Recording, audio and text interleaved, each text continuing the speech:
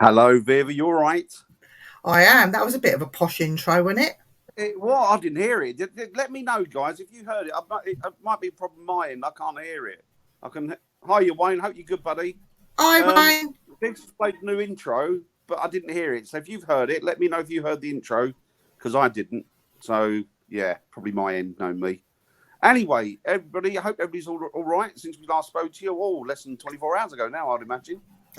So everybody's holding up, doing well. How are you doing today, Viv? How are you doing? Oh, I've been down the hospital today to have an ECG and blood tests. I've been a brave girl.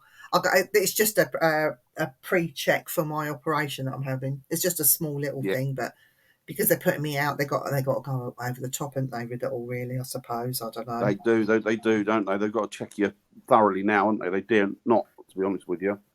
Good evening, William. I hope you're well. And hello, William. Things are fine and dandy in your neck of the woods. Wayne, did you hear any sound? Did you hear the sound? Was there any sound or music with it?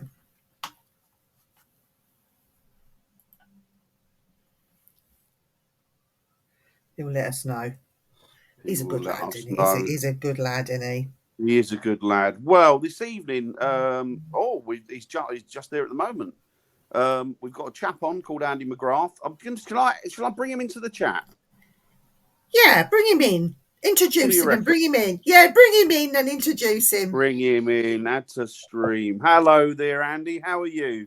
I'm good. How are you? Very good. Thank you very much. Thank you very much for joining us this evening. Yeah, really eventually. Do appreciate that. Yeah. It's very kind of you. So I was just introducing you, actually, and I was just going to say, and tonight, ladies and gentlemen, we've got the wonderful Andy McGrath, the author of two fantastic books on cryptids. One is Beasts of Britain, which I've got a copy of that. There's another one, Beasts of the World. I'll put my T-shirt on especially for you. Oh, look at that. There he is. I can't wait to get to Cliff's. I've never been there to Cliff's Bigfoot Centre, and I'd love to go. Absolutely love to go. Viv's just got back from there, haven't you, Viv? Oh, have you? Yeah, I've been there a few times now. I think he's fed up of seeing me, Lois. to be honest. Oh, bless him. Bless him. He's got the patience of a saint. I don't mean because he puts up with you, Viv, but all of us. It's true. He puts up with all of us, and I did bring back one of these. Oh wow! Okay, yeah. So it's a I can't see it. Is that from the Skookum cast? I mean, is that the handprint, or is that, no? That's from something else. What's that one? That one is. I think that's one of Chris's, isn't it? That's one of his. He put his hand down, didn't he? And... I think that comes from Kentucky. That print comes from Kentucky. Was that from? Is that one that Charlie Raymond found with No, it's not. It's somebody else. I'm sure. I should know this. He did, but I haven't. I haven't got it. A very famous handprint. I can tell you about the foot though. I've got the foot. You've got the foot there. Have you got the foot? The information on the back. Got the foot. Hang on. Show the foot, Viv. Let's get the foot.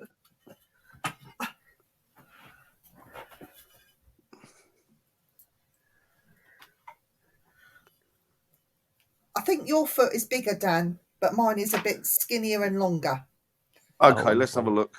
So they're both cool. What they are. So there's my foot, and this is 1982 Grays Harbor, Washington. Let me get that. Oh wow, fantastic! And he did sign the back for me. He told me where it was. Wow. Oh, he's such a good chap. In fact, I was talking with him today on the email, and thanking him for saying that he will stock the books in the NABC. He'll stock my books there now. So, good. We just got to send some across now, I guess.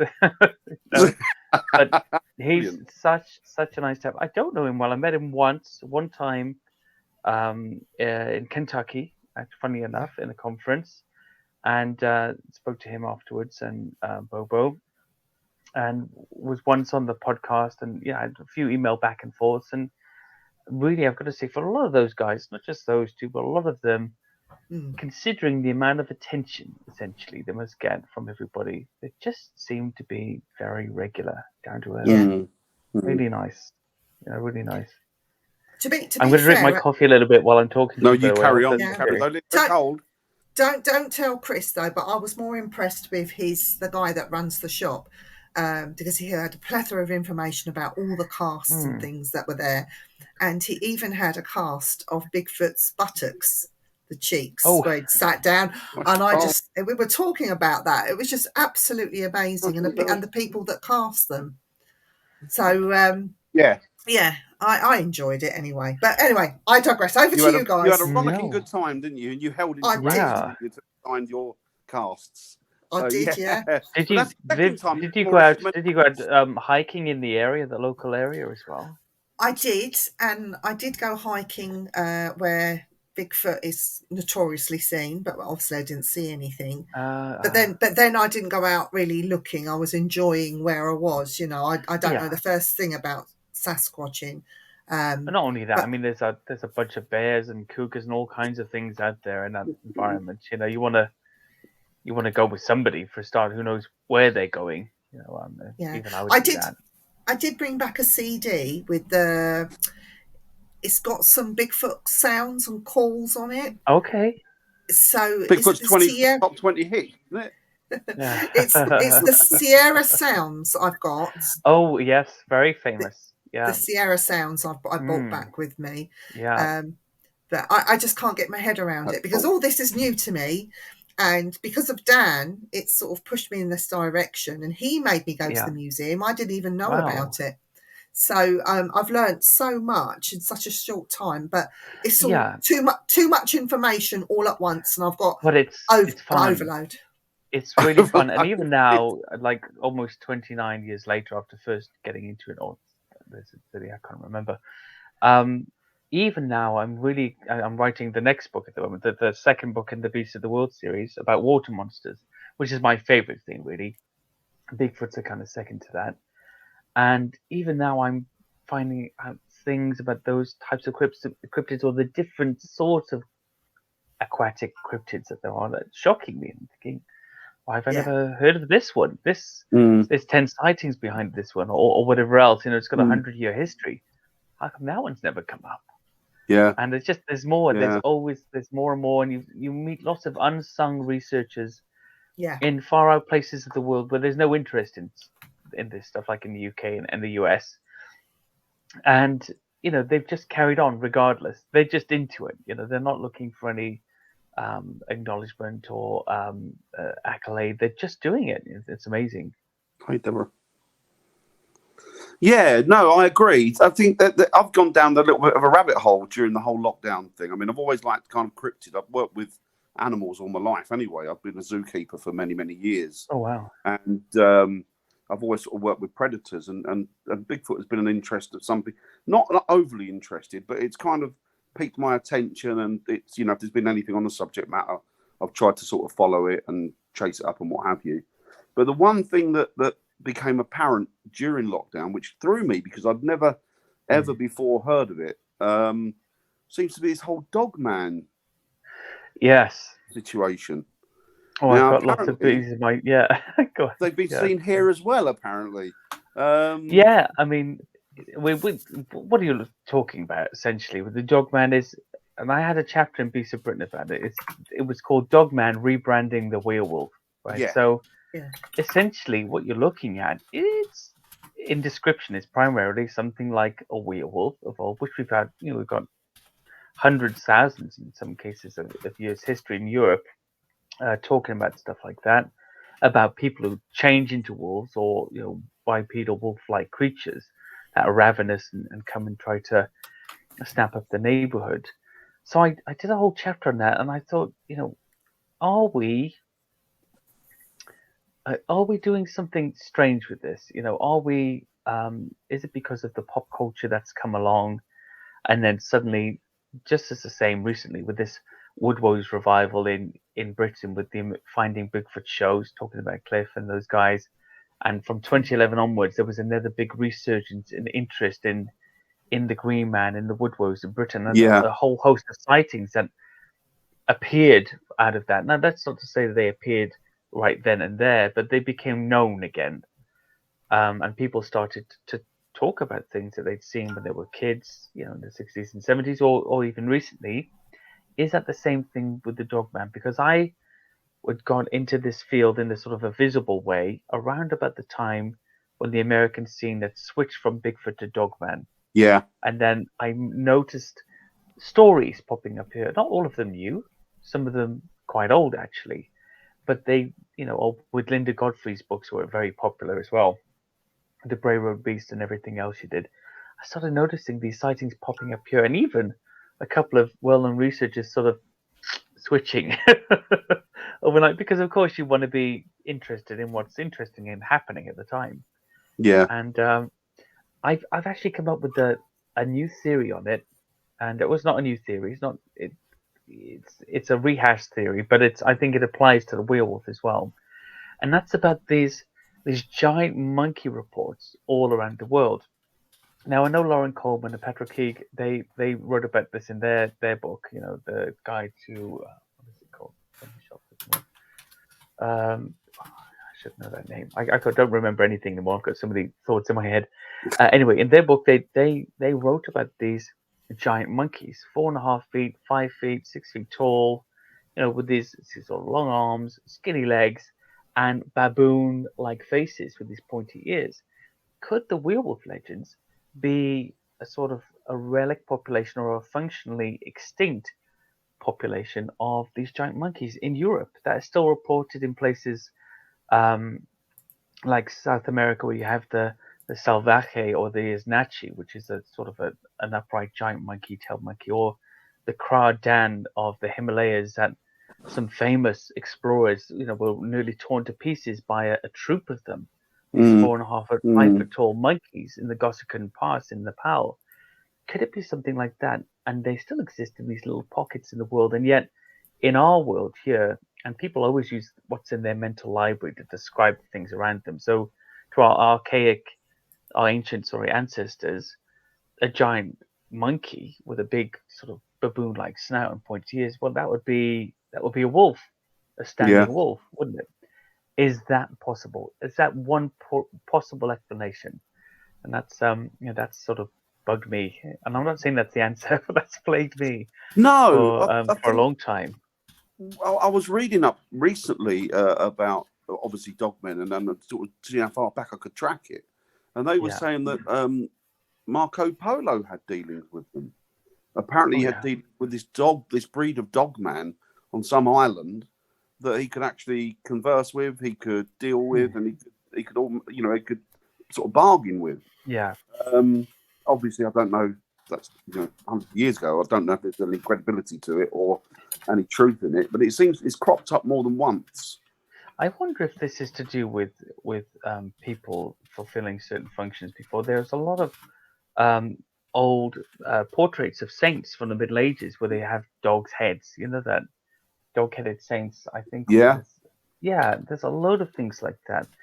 And one of the things in the book, sorry, plug again, but one of the things in the book I was wondering about before was, is there perhaps something in our ancient pagan past about these rituals, some of the sacrifices we did, especially in things like ancient Greece?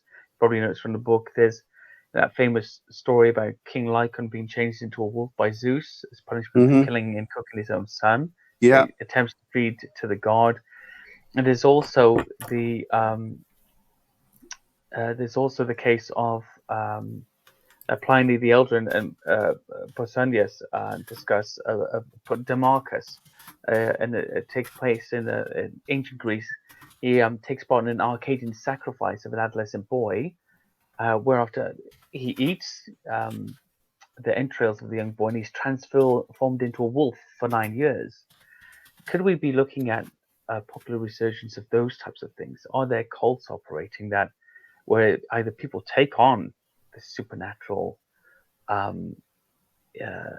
persona or are imparted with the supernatural possession, or even dress up as these creatures to enact these base ritualistic sort of pagan rites, as it were. Pagan rites, yeah. I mean, not, any pagans listening there, not to say that you're child sacrificing baby killers, but in this ancient sense of where human sacrifice was more common, there must be one or two cults still around that still do things like that. Maybe not in the UK, but in places in the world. Is this still happening, or are people still taking part in these rituals and believing themselves to be werewolves? Yeah, yeah. We've also got the what you call it. I think was it the 18th century one, the Beasts of Gévaudan, with Yes, the one in France, wasn't it? Where there was a particular, well, they put it down to werewolf attacks and what have you, didn't they? But I don't think they ever got to the bottom of that. I'm not sure what the situation was with that, but it was in sort of giant dog form in a way. A lot of people have theorized. I know Ken Gerhardt's done a great thing, a whole great investigation in this. I haven't looked into it very far, but I was always under the impression it was, an escaped pet hyena or something like that, or a rabid, large dog of some kind. So maybe even a wolf dog breed, yeah. crossbreed. Who knows? It appeared to be something very, very big.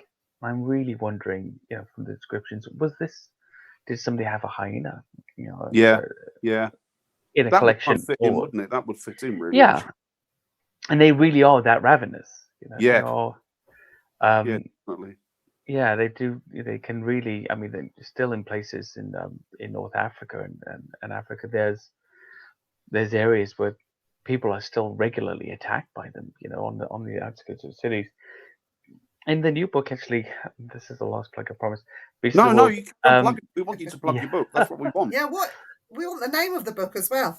Well, the new book is called Beasts of the World, Volume 1, Hairy Humanoids. So we look at, and it's humanoid in the sense it's that vague. It's Bigfoot-like creatures, wild men, relic apes, giant monkeys, little foots, dogmen types as well, aquatic anthropoids, or amphibious anthropoids, and lots of different creatures like that appear to be man-like in shape for the most part, hair covered for the most part, and usually summed up by most of us as Bigfoot or Bigfoot types or dogmen types. And when I started writing the book, again based on a few different theories I'd seen around, I was thinking, well, actually, it seems to be different types here. There seems to be the man-ape type that Jeff Meldrum talks about a lot, which is like Bigfoot, or maybe the big gray man, or the orang dalam of Malaysia, where they have these big sort of flat feet, like the print you've just shown me right there. They have that big Bigfoot-like print, with the mid-tarsal ridge showing in some cases. Toes all in a line, and then there seems to be a wildman type, which is around about 5.5, 6 feet tall, a bit taller sometimes. And you get those that would be like the woodwoes in Europe, the wildman, or the almasti, or the barn manu in the Caucasus Mountains and Mongolia, places like that. The Yeren would probably fall into that as well, for the most part. And we've got relic apes, things like the skunk ape, like the yeti, that seem to be, they have that divergent toe, more ape-like in appearance and behavior, less intelligent overall, or seemingly so. And then after that, you've got a whole stream of either little foots, so little Bigfoot types, like the Telma, the little yeti, or the Janjari or Nimbinji of Australia, about 1.5 meters tall, as I say, 3.5, 4 feet tall. Like a Bigfoot, but small, or orang pendek, sometimes looking a little bit like, almost like a macaque in a way, but upright with this flat face. And then you've got other types that appear to be pygmy humans of a kind, or at least would fit into the old gnomish stereotypes, like the duende and our gnomes and liberals. And I'm just wondering, looking at this is not one creature. No, we're looking at not one creature.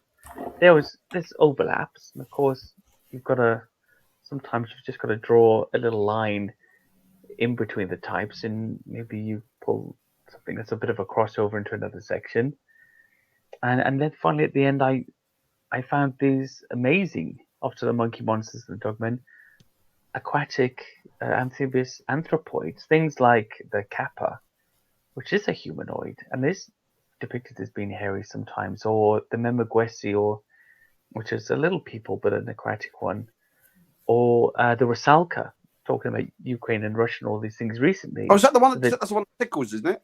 Yes, you saw that article, I see. Yeah. They sold it with a I've funny got your headline book as well. So. Oh, thank you. No, that's right. Well, I mean, this is funny. Like a very famous author had that experience. Russian author. I have to find the name of him now.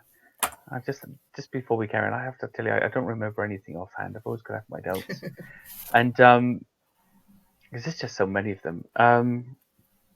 And this one was amazing. There's an opera in Ukraine and Russia about it, and she's featured throughout Slavic folklore. Oh, I didn't realise it was that prominent.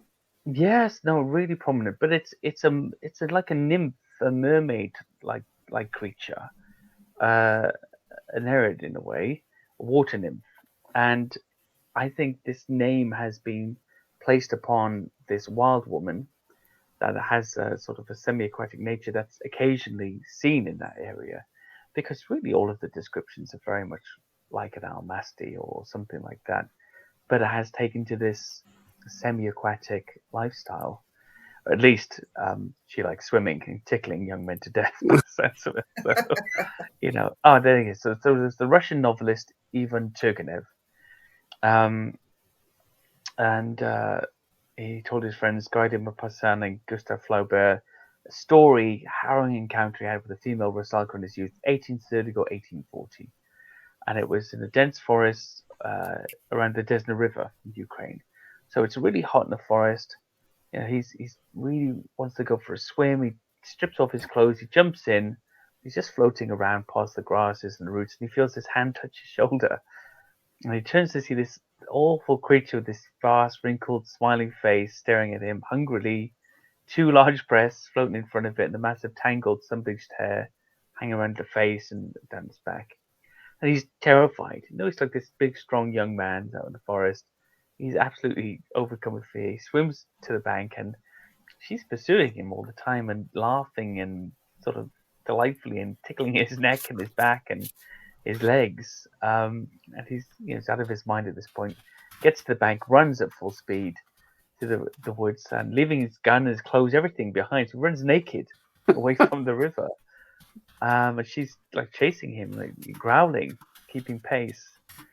And he's worn out with fear, so she's ready to drop to the ground. And a boy who's watching the goats comes and whips at this beast and gets it to turn away. And he sees her running off into the trees like a female gorilla. And then the shepherds tell him later, that she's a mad woman who's lived there on their charity for 30 years or so, and always spends the day swimming in the river. But there's something funny about that, because if you look at other sightings in these areas, especially around the Caucasus Mountains, there's a lot of sightings, a lot of interactions between local people and these almasty, which are essentially like wild men, where they give them clothes or they give them a bit of food in the winter, or sometimes they come and sort of raid their vegetable patches at night. And they're always described like this, as sort of wild men, wild women, ape-like in a way, hairy. And I that made me think, no, I think we can include this. This is part of it, Yeah. No, that's interesting. Sorry, Viv, have we got any questions there from people at all for Andy? If that's all right, Andy? We do. Yeah, I'm going to scroll back. Bear with me. I did mark these off. So William Southey is mentioning the Mothman. So he said, "What about the Mothman? Do you think that the Mothman could be real, or is this conjured because that village or city, whatever you want to call it, that town had problems with poisoned water, didn't they? So for a period of time, that they were seeing something, everyone was seeing the same thing. Do you think that the Mothman could be real, or do you think it's like a mass hallucination that the town had?" Yeah, I think it's important to exclude the obvious first. So if there was a water poisoning, and the water poisoning that could not just bring ill effects, by the way, but the effects of hallucinations, that would have to be a symptom of it for us to include it. I think, possibly, if everybody's seeing the same thing. It does seem like a strange thing to see when you're being poisoned, though. I mean, we all talk about hallucinations and, were you imagining things? But the things they want us to imagine we were imagining are really far out, aren't they? So I wonder if that could really have been it. Yeah. I think there are still. I've got some good friends. I know Lon Strickler and also the lovely people from the Singular Fortune Society are always studying modern Mothman sightings around Chicago Airport and other places in the United States. So they seem to be current in other places where there aren't poisonings. Sure. So I would say on that anecdotal evidence alone, no, there must be something more to it because people are still regularly reporting it. But it is a strange creature. We've got the Owlman, haven't we? The Owlman of Morning and that's right. Down the Haverford West. Yeah. It's an odd one. Terry Davison talks of changelings. Okay, so I think this is to do with folklore again. Almost every society in the world has tales of changelings, and I really do think these are. That's just my own thought on it. These are old wives. These are old society ways of explaining something happening to your child. This isn't the child that I was given. Something's happened to my child. It's not bright and cheery, or the child gets sick and the child was exchanged for a sickly child. It's a common theory. It's a common story in all cultures, all archaic cultures. Not to say that there couldn't be such things. Generally speaking, from my perspective, I'm just looking for animals that may exist somewhere.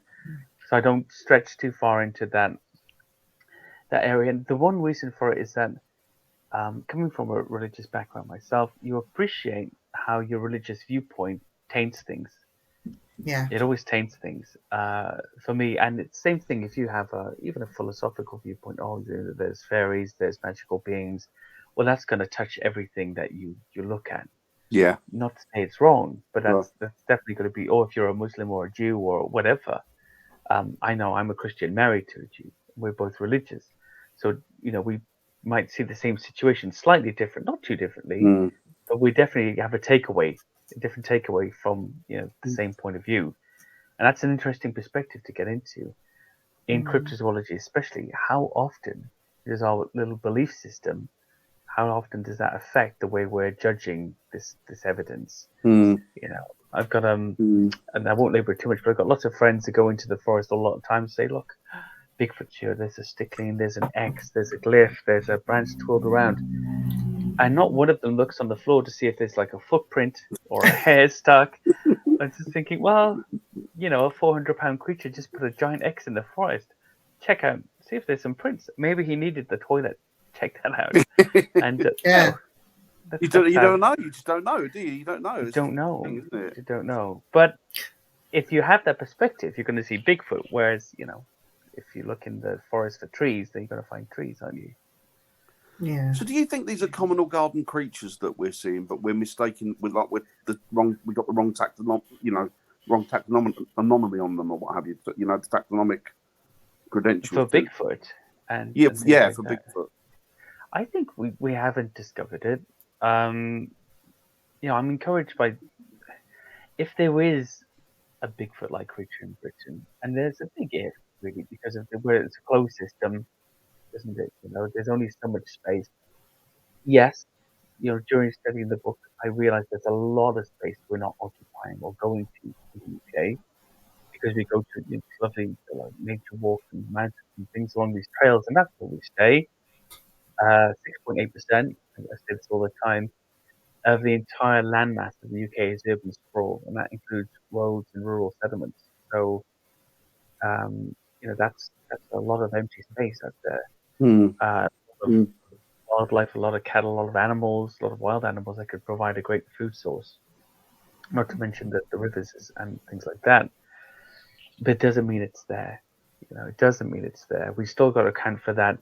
In the Middle Ages, we had these woodwose carvings on our cathedrals and on our noble tapestries.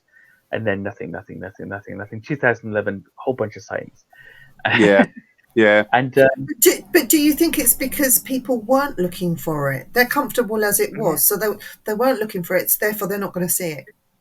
I think that's very possible. I think if they were here and we've not discovered them, then they must definitely be cautious and elusive and against being around us. They must be have an objection to that, which obviously would come through their history with any human beings that they met, I would imagine, in the past.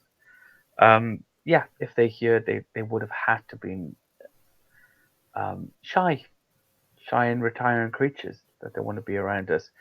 And it's possible. It's possible. You know, the Americans always say, "Well, Britain's so small," but not on foot. It's not. It's just small from Google Earth. It's small on Google Earth next to But North then what America. about things like Cannock Chase, though? Because that's quite a relatively small area, isn't it? There's meant to be sightings of Bigfoot creatures there and dogmen and what have you, all sorts of weird and wonderful stuff. But do you give that any credence? I just wonder if it's, you know, when I go into central London, I'm on the outskirts of London, and I see the black painted double-decker bus with the ghost tour. They're going to take me around to the places to see the places where ghosts are. And I don't expect to see any ghosts when I get on the tour, you know, because that's everybody gets on the tour. And I'm wondering sometimes, you know, is a place like Cannock Chase, is it on the ghost tour? You know, is it just a place that people go because it's got lots of sightings and history? I know lots of people that go there quite often. I don't know anybody that's had any sort of experience there.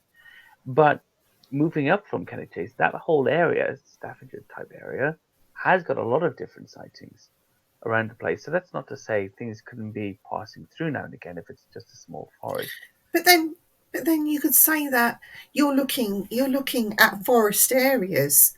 Now, the abominable snowman or the Yeti doesn't have the trees in the forest, which is another form of Bigfoot. That's just got the mountain caps and it's snowed. So are we looking at the wrong things, do you think, as, you know, as hobbyists or enthusiasts?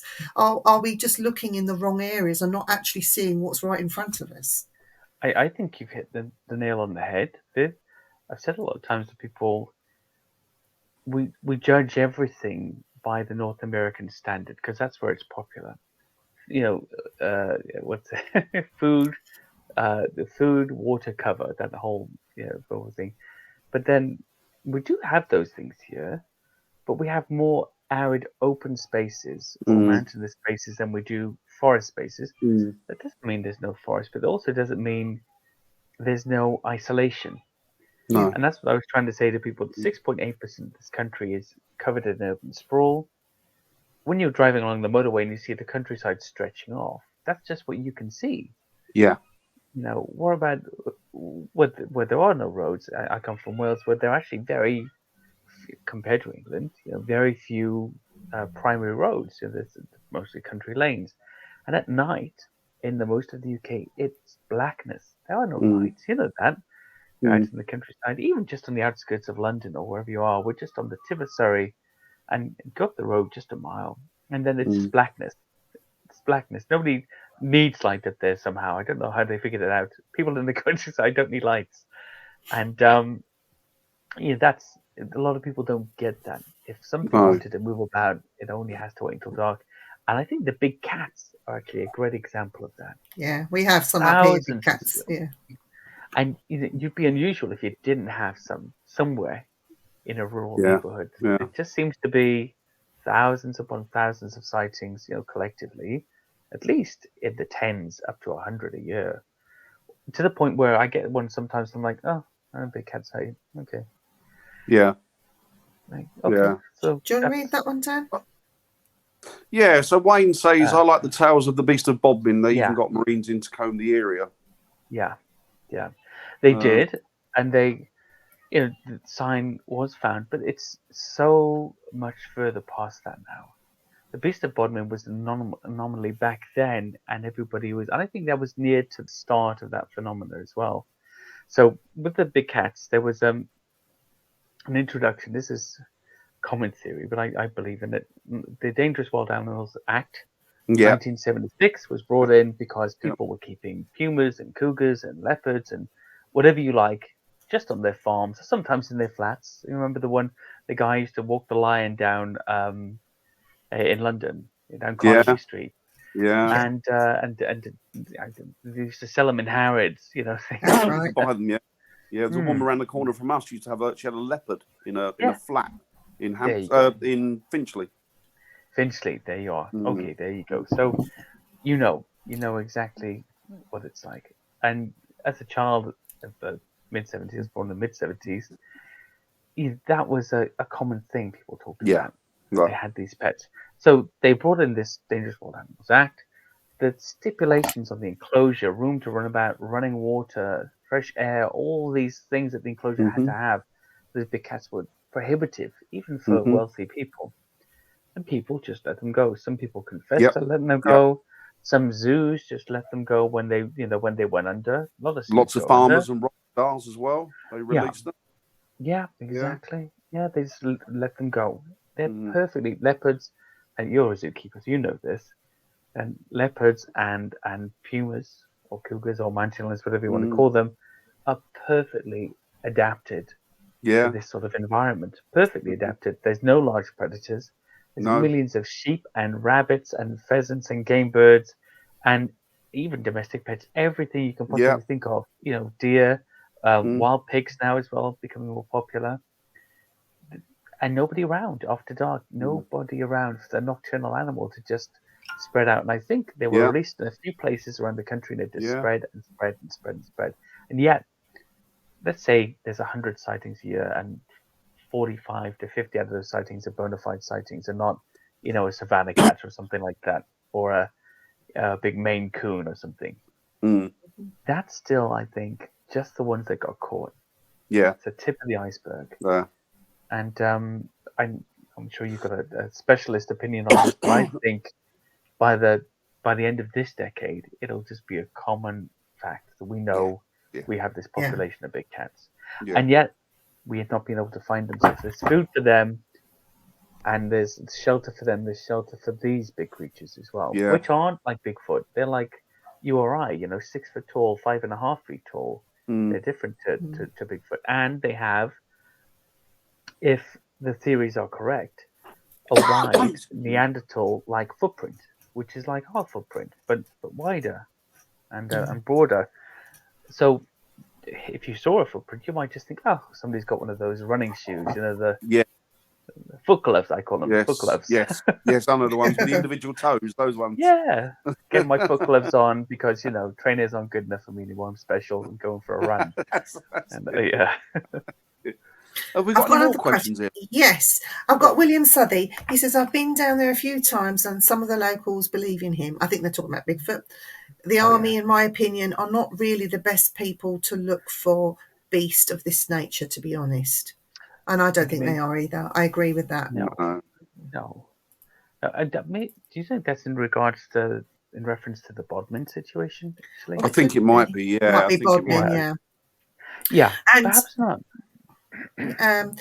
Terry Davidson, he's seen a ripped apart carcass on Exmoor and spent many nights sleeping out on Exmoor. So that's another thing, like people they see these carcasses and you think nothing of it. And maybe the proof is in front of you. You're just choosing not to see what it really is. You might think it's a dog kill. I mean, thousands of sheep are injured by dogs and some game animals as well every year. And dogs have got a sheep again. The dogs have got that deer, or a deer has died, and the badgers and whoever else has come along and nibbled at the carcass and taken it apart. But for those who know, you can look at the bite marks on the neck and everything quite easily. All the telltale signs. Because dogs tend to bring, if it's a canine, it will tend to bring a predatory or a prey animal down by its ears, whereas a cat will get by the neck, by the throat. Whereas the dog's all about the ears, pulling it down by the and then, of course, once they've done that, they attack the organs, the soft organs. I never thought of that, actually. I mean, with the ears. And it's always a head shot with canids. It's always at the head, on the ears, bring them down, whereas with a cat, it's around the neck, put your muzzle around the throat, choke. Yeah, exactly. Wayne says the wild man of China was identified as orangutan looking by witnesses, which hasn't which haven't lived in China for years. So they say it's an orangutan, but there's no orangutans in China anymore, is there? So that's a bit confusing. It is one of the I love theories, orangutans. actually. Yeah, I love orangutans. They're great, aren't they? They're just so, they've got great faces. They have. They really have. They Brilliant. just look unimpressed with everything, don't they? Just, oh, okay, more bananas, put on the pile, you know. Yeah. I'll put this jacket over on my there, head. Yeah. Another banana, great. Don't even eat bananas. Whoopee. Yeah, did you learn to be a zookeeper? Wayne says there are herds of wild boar in Texas that have grown to abnormal sizes that aren't known anywhere else. Yeah. Is that a cryptid type of thing as well, do you think? I think this is an example of an animal. I think this happens in Australia a little as well. An animal growing to its what's it called? Its maximum capacity within optimal conditions. An animal growing to its maximum within optimal conditions. Texas, I mean, there's so much space and there's so much food.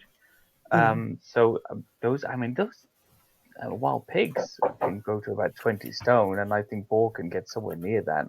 Yeah. So I wouldn't be surprised if there are gigantic examples of these creatures. I have a good friend over there who's a hunter and regularly goes out hunting boar, and it's seen as a service by many people because they just literally tearing up the place. They are dangerous. They're very dangerous. They are terrible. Awful. I'd rather meet a big cat than a wild boar out in the woods. That's for sure. Yeah. Okay. Terry says that hairy humanoid sounds like himself. I like that, hairy humanoid. Yeah. Wayne says, do you think that Sasquatch, Bigfoot, Yeti, etc., are the same creature, just different from each other due to their environment or their place in the world? Well, that's subspecies. Well, yeah. So in this book, actually, I've argued that they're not, that they're related in a way, but they're not the same types of species. And like with humans, he says. Subspecies. No. Oh yeah, for like a subspecies. So for example, I think the Sasquatch is this giant man ape. Is it's not. I don't personally think it's from a human branch. I do think that it's purely an ape. I wonder if the wild man could be perhaps thought to be a sort of Neanderthaloid of a type, but then scientists now believe that if a Neanderthal was existing amongst us in this very time and was smartly dressed in a local cafe, you wouldn't notice him from anybody else. No. So and aren't we supposed to have? We're supposed to have, or some of us are supposed to have their DNA in us, aren't we?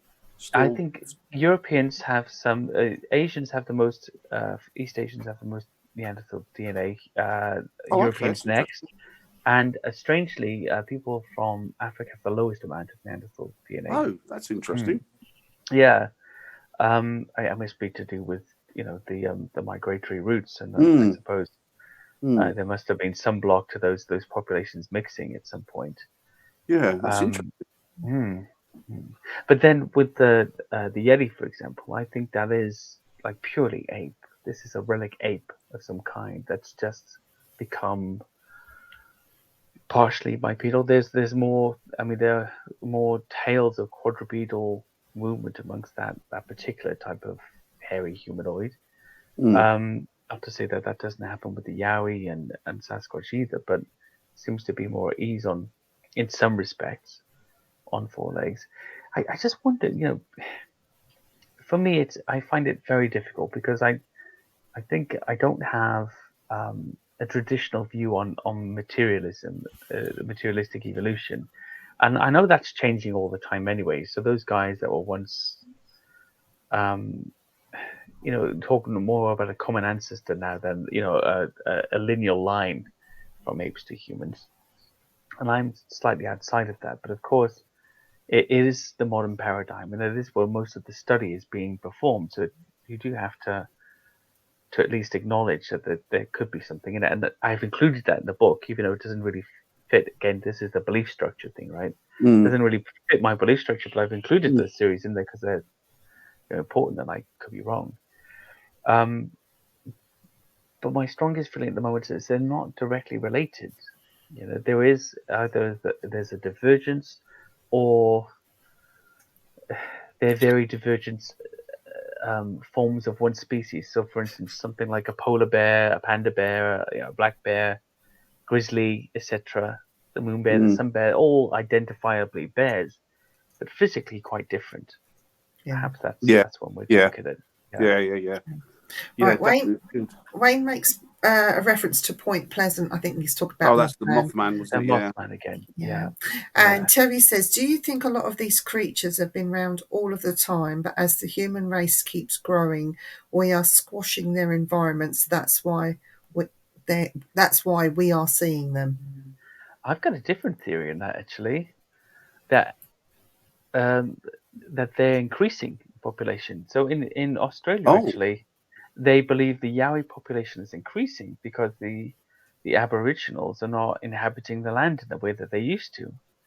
They're more towards cities these days. So actually, the more we've drawn away from the countryside, that may have led to an increase in their population in some areas of the world. So I actually believe that perhaps places like Australia, maybe here, if our one exists, and in North America, that they could be increasing. They could be increasing because we are becoming more centralized, more civilized, or whatever. I suppose, you're right. Tribes aren't, they're not, tribes not utilising the land like they used to, are they? No, we're not. So actually, there's more space for them than there used to be. Yeah, that's interesting. Good point. David Cook asks, is the Beast of Bodmin still around? I think there's still sightings there. I haven't kept up with it. Simply, David, because there's so many sightings all over the country. It's not special anymore. No, it's not. It was a thing in itself at one point. Hi, and now, Hi, Belle. It was a thing in itself, and now it's just another notch on the big cat wall. Yeah, it's become kind of mundane now, isn't it? It's like another one, another sighting, and they used to all make the news. Yeah. Chantel wrote something quite funny, which is it's just her sense of humour. But she's so funny. But she did write here. Well, maybe rather meter boar. Tigers have no growth inhibitor gene. Yeah. They never stop growing, so not a cat you'd want to stumble upon. But they do have a limited life cycle. So. Yeah. And that's more That's more when ligers, when you crossbreed. Yeah, ligers. Yeah. The growth inhibitor's gone then, isn't it? Yeah. Okay. Here's another question. Dan, you read this one out. A question you most Terry, sorry. A question you most probably been asked hundreds of times. What do you think of the theory of alien genetic stroke experiments that have produced them? I've got a big, it's not a bugbear actually, but I think when we can't figure something out, we invent an impossible hypothesis to explain it. How do people get to it? How do humans get on the Earth? Why is it the only planet that has life that we know of? Well, it's because aliens came down and they set up this system, and then they bred us with these monkeys, and then here we are. And I think, and it's the same thing with Bigfoot and portals, by the way. Bigfoot and portals, or Bigfoot is supernatural. Or Nessie had that for ages. It's supernatural. That's why we can't find it. And I think something in it says when we can't figure this out, there's got to be a sort of get out of jail free card. I couldn't figure out, not because I'm dumb and I can't figure out. It's because aliens did it. It's because there's a portal. I'm a great hunter. I just can't. They just appeared from my sight. I really think it's human psychology. We've come up with an impossible hypothesis to explain a less impossible hypothesis. Still a difficult one. Still a mystery. Do you think that's the case with David Paulides with the book The 411 thing? Do you think that's probably just naturally a natural thing that happens to people in the wilderness? Yeah, you've all done cracks in the rocks, and I know because it would happen to me alone out there. Whenever I hear about one of these hikers in North America going out alone, even here, and then getting lost and he's never seen it, I go, why were you by yourself? Yeah. I mean, why? I mean, you especially in like one of the national parks like Yosemite or wherever they are, there's never mind grizzly bears, never mind cougars, a deer can kill you. Yeah, Mhm. yeah. They have Deer, elks. They true. have elks over there, and They're elks massive, are aren't they? scary. a moose could Scary. trample you to death. You could just you fall into a cave system Yeah. somewhere, and Yeah. there's mine, and nobody would ever cross that path and just starve to death. Like, nobody knows, and I think it's a great series. I love the series. I think he's a great researcher as well, and I'm not diminishing it. He obviously does really great investigations. So Yeah, I'm he not seems to saying, have found a pattern, doesn't he? But whether that pattern's something that yeah, he's seeing as opposed to what's yeah. really happening. And Don't as a know. person that constantly is looking for Sorry. patterns that may or may not be Absolutely. true, like the theory in Absolutely. this book, maybe they all just want Bigfoot. That's slightly differentiated, but I've split it up because I think this is plausible. Yeah. Fully happy to be wrong. Theories are there for a reason to be proven or disproven or played with. Played with this theory now for a little while, and then Dan writes a book 2 years later and said, well, I read that book by Andy and this other guy, and actually I found this evidence that proves, bless you, that Thank you.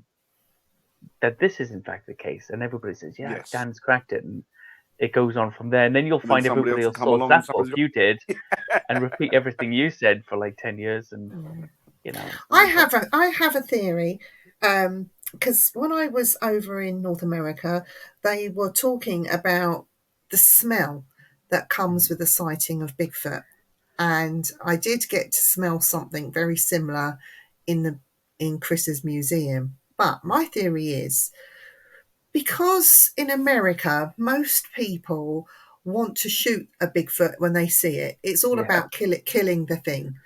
And so I think it might have adapted this thing a bit like the skunk, where it throws this smell at you, as a bit like a weapon, like a defense system.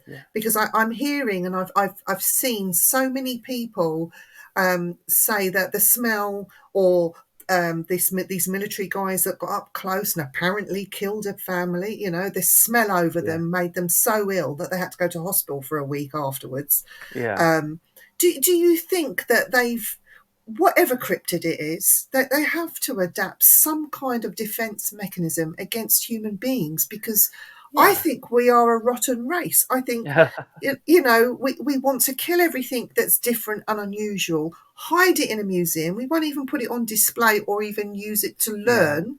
We just want it for our own selfish needs and gains. So that's just my theory. I just wondered what you think. I think about the skunk like smell. I think the same thing. It's defense mechanism. It's more of a warning, I think. Yeah. Like, because for most animals, even if it was like bear or something like that, you don't want to come near something that smells terrible and not edible. So those predators would stay away, and perhaps it tells others of their species that they're in their territory. Although I can't imagine that happening by accident so much with a species like that. But for us too, they can't talk to us. They don't want to reveal themselves to us, especially if we're armed, I guess. And it's a good way to get people out. I've also heard of people talk about this infrasound thing, feeling sick, feeling terrified, absolutely terrified, and not realizing why. And then a few seconds later, then the smell hits them, and then a few seconds after that, the sighting hits them. So they got all of that before they got the sighting of the creature. And this is often with people who are not interested in this and don't have things like the brain. They've never followed it. They just got interested once they had this crazy experience.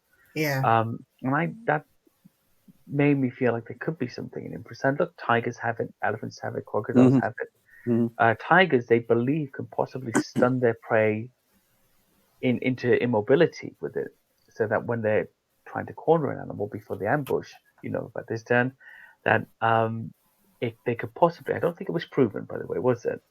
No, it was I can see suspected. where the theory comes from, to be honest. Yeah. Definitely. Have you been up close to them? Yeah. Yeah. Okay. Yeah, and it's when you get it on you, it wants to make you heave. Yeah. It's horrible, From the tigers, you mean? Yeah, tigers, sorry. Yeah, you've had that. Yeah. Yeah. Okay. Yeah. So it's a nausea, basically. This is fear and nausea. And I've heard about that happening to a lot of people. Now, also been in a situation myself in the forest where I've experienced doing that to myself because I'm suspicious and I've talked myself into a situation. Yeah. And then I'm like, oh, is that the infrasound fear? Can I smell something? What's a terrible smell? And then I realize it's me. I'm the smell. And it's just a funny thing with all of these things we're talking about. The funny thing about all of them is they're all sort of they're all superstitious but established principles of Christology. Yes. And we lay upon that foundation that's no foundation at all, actually, and we add it to everything we see out there, like the sticks, like the infrasound and everything. Yes, it's worth knowing. And if you did live or don't have that experience, or I had it, and then we saw the creature, I think that's always the qualifier. Not like I was somewhere and I was assailed by this bad smell in the forest. It could always be a dead animal. And then I felt really scared and terrified, and then I ran out of the forest. That's that could just be you being a scaredy cat, and like me. Me, to be honest. Yeah. But there is this thing where they're saying that in folklore that some Bigfoots have been able to communicate with humans somehow. I don't know how. One woman claims that she was taken to a cave, that this particular Bigfoot wanted her as her mate. Yeah. There is all this nice stuff with Bigfoot, but also the flip side with this horrible stuff with Bigfoot, throwing rocks and chasing people off. So they must have an extra sensory sort of perception where they know whether you're going to be good or bad to them. There must be. They must have this feeling. I don't know. If it's the same thing that you just mentioned, though, when the Bigfoot took her to the cave and she realized the Bigfoot wanted to marry her. That's body language, isn't it? And, And maybe they can look at your body language. I always say when you're going to the forest, if you're looking for something like this, like Bigfoot, don't creep. Don't wear camouflage gear. They know you're there. Creeping looks like hunting, and hunting is a warning. Just whistle and talk and laugh and joke. Make a noise, actually, because you're only really, in my opinion, you're only going to see this thing under two circumstances. One, it didn't know you were there and it accidentally stumbled upon it, which I think is like 98% of all sightings. Yeah. It was walking, it didn't see you, and then it was like, oh, and everybody always described it looked as worried as I was. Yeah. And two, you're making a noise and it's kind of curious about you and it comes to check you out. You're not going to find it because you're looking for it. So don't forget all that hunting stuff. I mean, you have your trail cams and all that. That's stuff you want to monitor things, but the camo gear is not going to help you. You're not going to sneak up on it, basically. No. And I just whistle. I just wear normal clothes. I sing a little, but not too much, so it doesn't run away. And I've told Dan if when we go looking for Dogman, he's got to bring some raw pork chops for it as a treat. So rather than giving it, get a fright or making it angry, let's be nice to it and offer it something good to eat. Just a pork chop. But also think about this: would you feed a bear? Would you bring pork chops to feed a bear? You wouldn't. No. And if this thing is what they say it is, it can definitely do as much damage to as a bear. Well, I would throw it in the opposite direction from where I'm about to run. So it run for the pork chop, and I'm gone that way. You'd push me over first, though, wouldn't you, Viv? Yeah. Yeah, get out of the way, Dan. Yes. My personal opinion on this is that you should treat this animal as you would a very smart and clever bear, in a way. Something that's as strong in many cases, in the North American case anyway, as strong as a bear.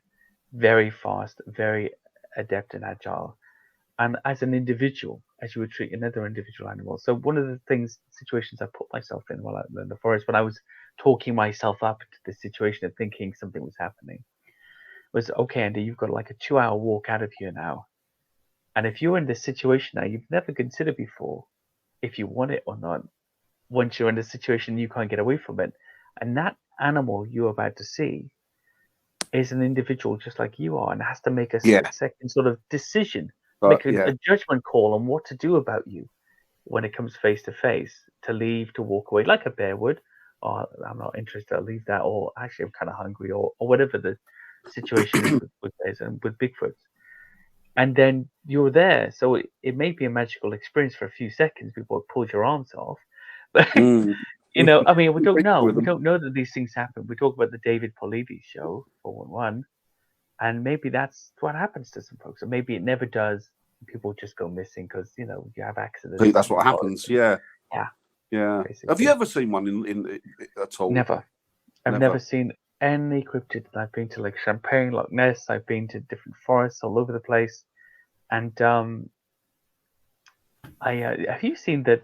We've all seen Jaws, haven't we? Of course. Have you seen the moment when they're on the boat and Roy Scheider is chumming the water, and then it comes out of the water and he sees it, and he goes back and he has this weird sort of look on his face. I practice that look every day, so that when it happens to me, I'm prepared. That I'm ready for that stunned look, and I think I'll just. Dan, you need to prepare too, Dan. You need to prepare your face. I've got my prepared. Yeah. Like that. Did you used to feed the tigers and the big cats in the zoo? Are you still there? Yeah. No, I got injured and I retired from it, but I've been out of it for I've still worked with animals, wildlife and stuff, but I retired from the zoo a few years back now because of injuries. London but Zoo? No, I worked I worked at one called, but it's going to be Hertfordshire Zoo soon. And I've worked for the UK Wolf Conservation Trust over the years, and I've worked with Woburn and places like that. So, you're really experienced. That's why he's in charge of the pork chops. Yeah, he knows how to feed them. So. But we used to feed them. But yeah, he'll be savvy. He'll throw them on you and make his escape. Oh yeah, he knows. Yeah, he doesn't want him to have just one meal. Just keep him busy for a while. Will he? I'm fat. I've got to buy myself a lot of time to get away from them. I know what you mean. I've got a couple of questions, Dan, if we've got time, just for a couple. Right. So Wayne says, do you believe in subterranean dwellers, humanoid people with pale skin that detect by sound? Yes, but only because I grew up in Wales and we're all that pale. Even now, I've got some colour recently. This is me with a bit of a tan. And that Celtic sheen. I believe, certainly in New York, for example, people were living in the subways and the sewers for a long time because they're proper sewers. In this country, no, because most of our sewers aren't Roman anymore. It's these little sort of thin pipes, which nobody could live in. Cave systems, there's lots of abandoned mines. There could be people there, but I think you've got to think about food sources. Okay, if it's in a city like New York, yes, you can come out after dark. You can just look like a normal person and get your food sources in. In a place like Britain, if you're inhabiting the abandoned mines as a people, as a race of people and not some creature, what are you eating? What are you using for fuel to keep warm? That's going to leave a trace. So, no, not in this country. No. Wayne Seaton's got another question. There was a case in Whitehall, New York, where a girl and her brother were confronted by Bigfoot.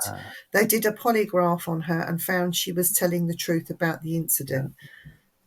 So, I don't trust polygraphs. No, I don't. Massive. New York's massive. It's not just the city. It is. The state is huge. Yeah. Massive. It's big, isn't it? Yeah, I was there when I went to Lake Champlain. I was on the New York side for a bit, Port Henry way, and it's like everywhere. Once you've got something in your mind like the city, you never imagine it to be countryish. So that polygraph, I think they were telling the truth. I think Paul Bartholomew, he investigates all of those New York sightings. And I think he was quite satisfied with that, as far as I remember. And there has been, Beasts of Wild, there's been some really good sightings around there. There were the policemen as well who saw it. Yeah. So that's pretty. You don't come out as a policeman and say you've seen something like that. No. This is absolutely. That's a no-no. I think in North America, especially, they do have a viable, valid population. They have a viable, valid population throughout the country, but more so in the Oregon, Washington, all those places than anywhere else. But spread throughout in different degrees, in different population centers. It is, after all, a vast place. Yeah, it would be the fate of the guy who said pops out of the bottom of the boat in Jaws after they've just knocked him over. Okay. That's what's his name? That is true, Terry. Whose boat is it? I can't even answer that, Terry. Oh, it's that guy. Ben Gardner. Ben Gardner. Yes. It's Ben Gardner's boat. Yes. Oh wow, Jaws! What a film. See, now I want to watch that film again. Now that you put it in my head, now I want to watch it. I haven't seen it for a couple of years. I literally watched it 2 days ago. It's epic, and I went straight to the second one, and I looked at the third one. I was like, no, not on my watch. Yeah, no. And the fourth one, it doesn't exist as far as I'm concerned. Even though I love Michael Caine, he's never turned a film down. So you can be brilliant in a crap film if you're Michael Caine, but it's not enough. Yeah, it's not enough. Exactly. Right, are we done, Viv? We are. I've just got one thing to say. It's been an absolute pleasure listening to you. I've had a lovely time. And Andy, we need to get you back on. And what do you think, Dan? Should we have Definitely, yeah, if that's all right, Andy. Maybe we could get you back on with Cliff. Like, he did say that he's going to come on the show. Oh wow, that'd be great. We are going to hold him to that, and we'll get him on the show. We'll get him on a couple of them if we can. But maybe come on and have a chat with Cliff as well. And I'd love to. He's so nice. Those two in the whole genre, him and Boba, they're just the gentlemen of the big genre, I think.